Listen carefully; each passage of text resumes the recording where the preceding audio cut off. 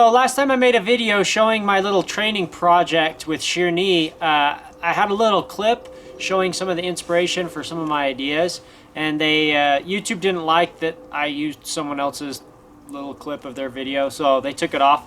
So I'm going to try and repost it again this time.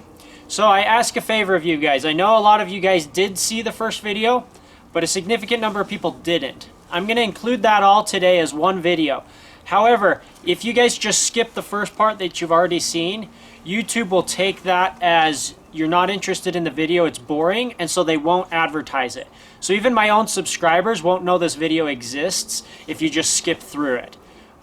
YouTube will watch the exact number of minutes you watch. So if this is, for example, a 20-minute video and you watch 10 minutes of it, they will assume it's not an interesting video and they'll bury it into the bottom of the vaults of YouTube and no one will ever see it. So a lot of people who want to see it won't even know it's there because YouTube won't be advertising it on their page when they log in. So anyway, so what we're going to do today, I'm going to show you what I did before. I'll make a few changes so hopefully the copyright issue won't come up. But anyway, I'm going to pick up where I left off. So I learned a lot of things from the last video, not just because of your guys' comments, but actually more just me watching myself on video. I saw a lot of things that aren't typical of me in the way I train animals that I didn't like. So I'm going to be making a bunch of changes, some of which are inspired by comments, but actually, honestly, most of it is inspired by my own watching myself. Sometimes you learn a lot about yourself just watching what you do. So I've had a few people ask about how I've been training Sherni and how she's doing. So I'm going to show you guys an update as to the steps I've taken her through to teach her to find mink. So first off, you might wonder what this funny little tactical vest is for. That's so that she can comfortably pull. I don't like dogs to pull when on leash. It's really annoying. And she's going to be a pretty strong and rather rambunctious dog as an adult. I do not want her to have the habit of pulling on their collar. So I got her a vest, and since she's a Dutch Shepherd, it only makes sense to get her a little tactical vest, right? The ones like the police and military used. It actually was the best one I could find as far as for my purposes, plus it looked cool, so I got that. But the reason we have it is so she can pull. So she understands that when she has the vest on, she's not only allowed to pull, but she's encouraged to pull. And we can use that for a number of things. One is when we're out tracking. If she's tracking on lead, I want her to pull me through the brush and pull me to where she's going and not be shy about, hey, I'm not supposed to have pressure. My dogs are trained on the collar. They're not allowed to give me pressure at all. Just any pressure they need to give to. They're not allowed to give me pressure, and any pressure I give them, they need to turn and move with that pressure. So that's how I teach them with the collar. With the vest, I want her to do the opposite. Just whenever she feels pressure, just pull harder. We'll also possibly use it for some recreational stuff, like having Olive pulled on a sled and things like that. We'll see. Anyway, so that's the purpose of the vest. This is the wall I've created for detection training, but this is to teach her to discriminate between different smells. So I don't want her to just be able to learn to locate a mink. I want her to learn to locate by name a handful of different animals. So when we're out hunting rats, doing a pest control job, I can specifically ask for only rats. Hey, where's the rat? And she'll show me where only rats are and doesn't get distracted showing me where raccoons are or other animals that we might hunt. So anyway, to be able to do all these different things, to be able to discriminate specifically between mink, rats, muskrats, raccoons, skunks, whatever we happen to be finding, she needs to be able to, by name, understand what each smell is. This idea was encouraged by a video I saw about a border collie who could identify something like 1,000 different toys by name.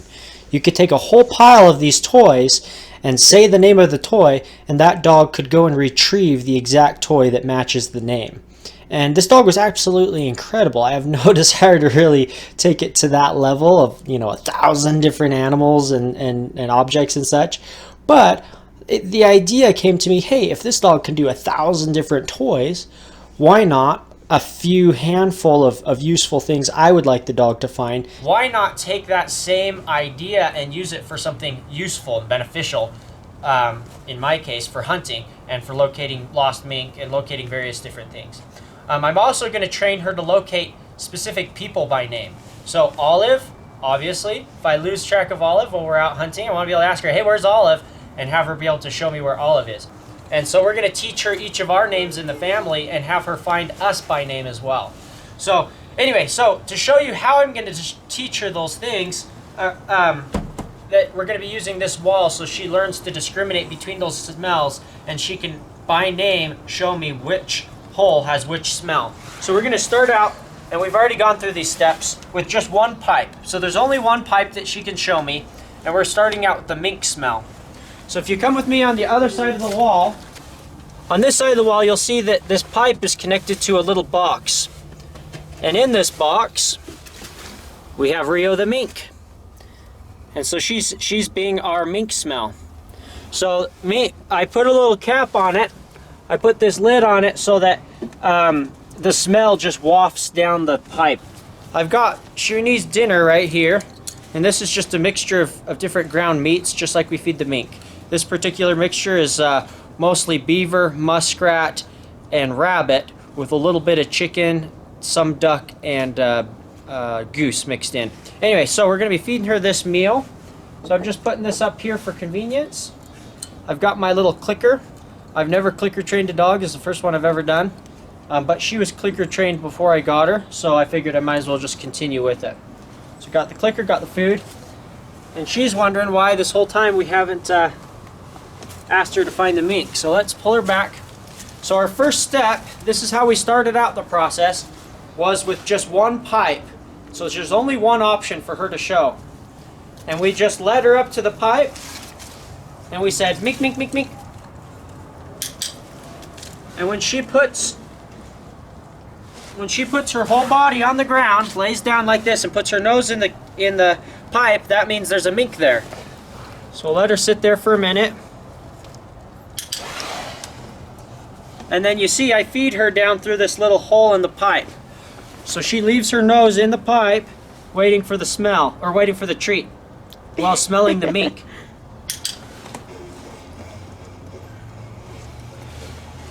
So after she understood that concept, so there was two specific things she had to do. She had to lay down and put her nose in the pipe. Just putting her nose in the pipe wasn't enough. Just laying down wasn't enough. She has to do both things.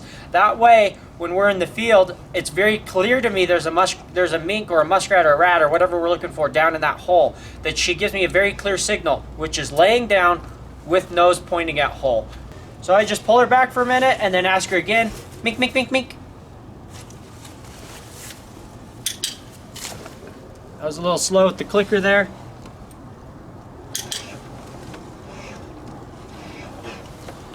And the trick is she's got to hold her nose there. She can't just lay there. So now we're going to give her an additional tube to pick from. So it's not just the one tube that has the mink. Now she'll have distractor smells that she'll have to ignore. So now I'm going to pop out these other holes that I've created, and you'll see I put the wood back in just so they weren't a distraction to her when she was on one pipe. So just punch these in. Now I'm going to feed identical pipes just like the first one right through these holes. Now we're going to put up some distraction smells. So we've still got the mink right here. We're going to put her on a different pipe. Let's put her on the first pipe here. And right next to her, we've got another a distraction smell. This is a little bunny. So you just got a little domestic rabbit here. In this pipe over here, we're going to put a dead rat. And in this pipe, we're going to distract her with some food. This is the exact same food we're feeding her. It's close enough she can smell it, but far enough back she can't reach it. We want it to be real tempting, but we don't want her to be able to actually get to the meat. This is the step where she's at now. She's actually having to decipher between different smells and tell me which one's a mink. Mink, mink, mink, mink.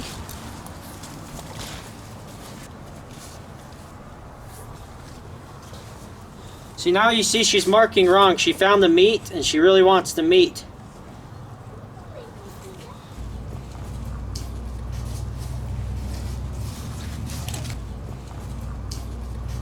Mink, mink, mink, mink, mink.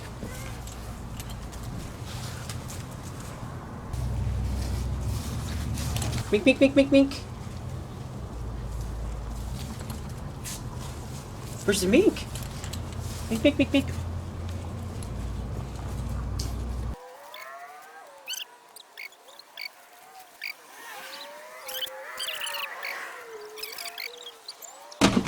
So, it looks like we've taken steps too quickly.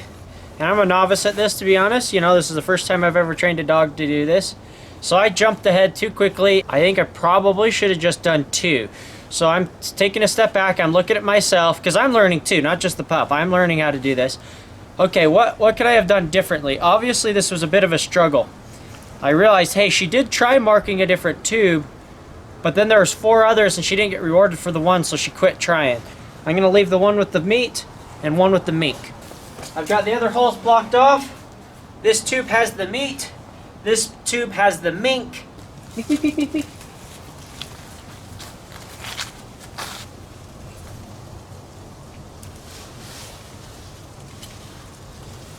So it looks like we kind of just confused her here, and I'm thinking we might try and come back in later today. I'll give her a minute. If she does it, then obviously we'll reward her, but if she stays confused, we're just gonna come back when she's a little hungrier later at the end of the day. She's already eaten some, so that might be part of the downside. Hey, okay, can you come over here, sweet girl? Over here. Mink, mink, mink, mink, mink. Sherni, mink, mink, mink, mink, mink.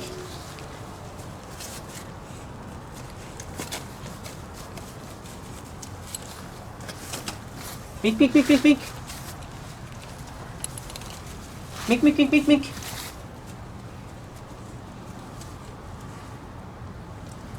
It's not that one. Mink, mink, mink, mink, mink.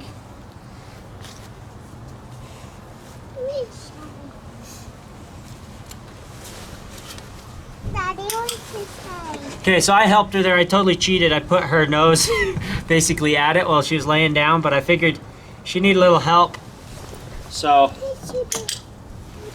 I'd give her help. What, sweet girl? You want to go on my shoulders? Yeah.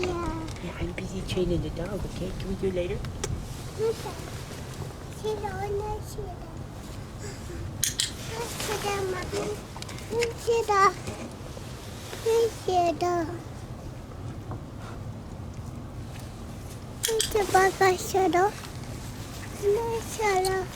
Okay, let's try again. I'm gonna move her back. Mink, mink, mink, mink, mink. Good girl. Good girl. Yeah, good girl. Good girl. We're just gonna do one little switch on her, and then we'll feed her up. We'll come back again. I'll give her a day off tomorrow, and then I'll come again the next day and do this again. And in the meantime, we'll do other training. That way this doesn't get too boring, like doing it over and over and over again. We'll give her a day break and then come back to it again. But let's give her one more repetition, this time with them switched the other direction. I'm now gonna put the mink on this tube. Now I'm gonna switch the meat on this side.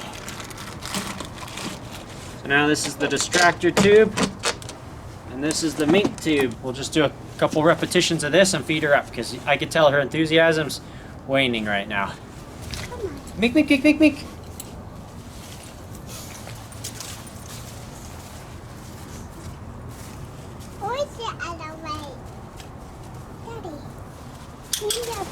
Good girl.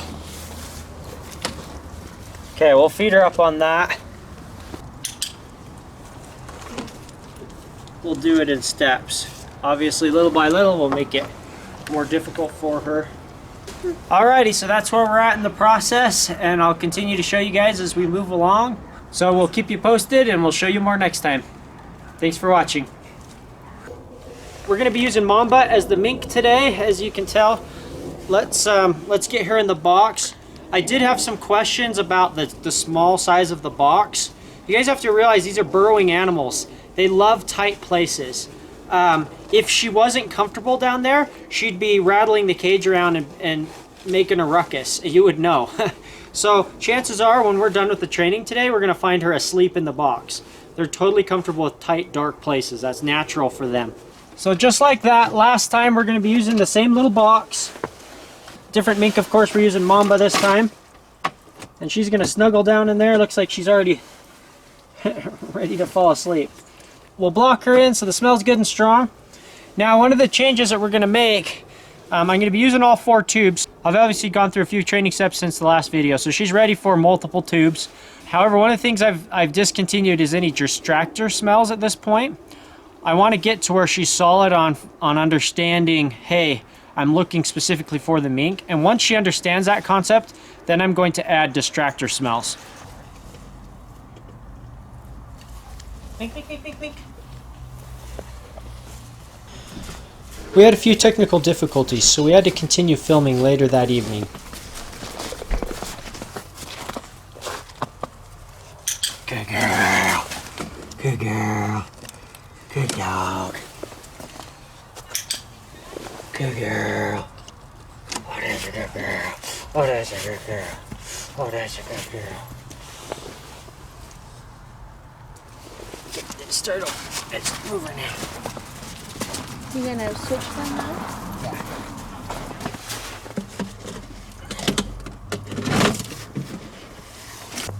Mink, mink, mink, mink, mink. When I originally posted the first video, I had a lot of people asking about what the purpose was for the clicker, and I realized I hadn't really explained that. It's a pretty common method. I just assumed people knew what clicker training was. But essentially the idea behind the clicker is you mark the exact moment the dog does what you're looking for. So there's always a little bit of a delay between you delivering the reward and them achieving the correct behavior. In the past, I've just done my best to hurry and reward them as quickly as possible after they do the desired behavior. But the advantage of clicker training is it allows you to mark that precise moment when the dog does exactly what it's supposed to do. So the dog doesn't have to guess as to what it did right. It knows exactly what it did right. Good girl. Good girl. Good dog. Oh, good dog.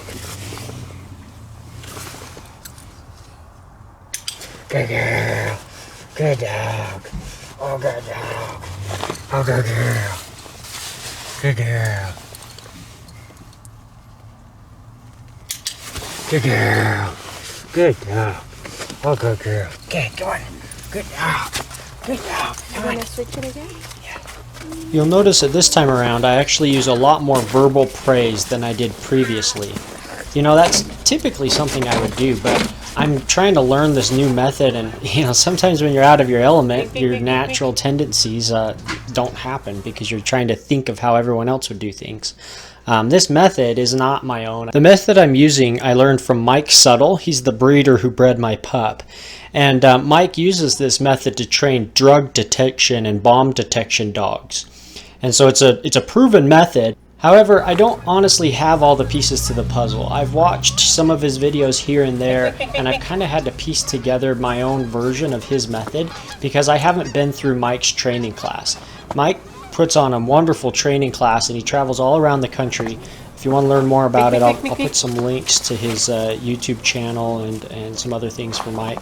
So I'm working it out. I'm figuring out how to use my own personality mixed in with this new method, and I feel like I'm a lot more comfortable with it this time around than I was when I initially started. So this has been a learning experience for myself, just watching myself on video, as well as, you know, some of the helpful comments I got from my viewers, you know, pointing out some flaws that they saw while I was doing the training process. Good girl, let's do one more speech.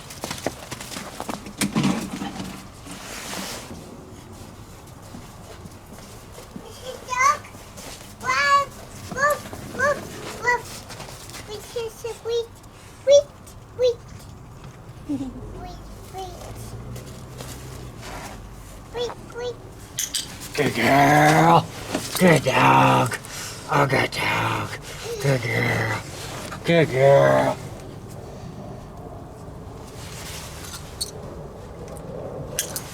Ouch. Good girl. I hate this stupid clicker so bad. Good girl. It pinches you? Good girl. Good dog. Oh, good girl. Oh, good girl, yeah. Good girl. Oh, that's a good dog. Oh, that's a good dog. Come on.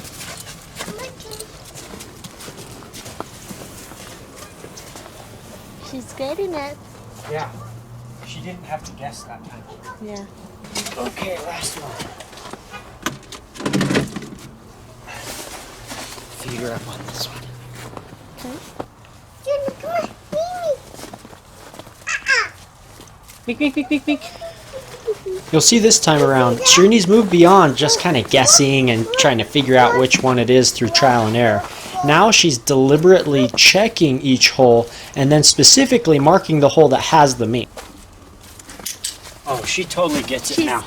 She totally gets it now. Good girl. Good girl.